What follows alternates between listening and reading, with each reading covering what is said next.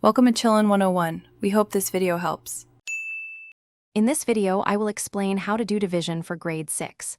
Division is a fundamental math skill that helps us share amounts equally. Imagine you have 12 cookies and want to share them among 3 friends. Division tells you each friend gets 4 cookies.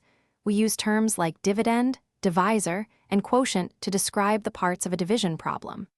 Understanding these basics is the first step to mastering division. Now, let's walk through the steps of long division. First, you divide the initial part of your dividend by the divisor.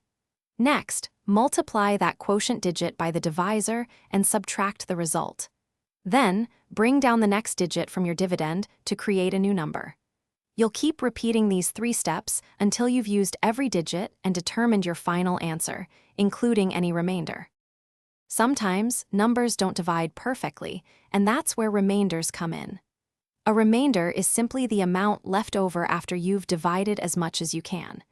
If a number divides perfectly, like 10 divided by 5, your remainder is 0. You can express remainders as a fraction, like 1/2, or convert them into a decimal to continue your division.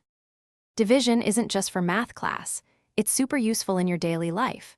Think about splitting a pizza evenly among 4 friends, or figuring out how many groups of 5 students you can make from a class of 25.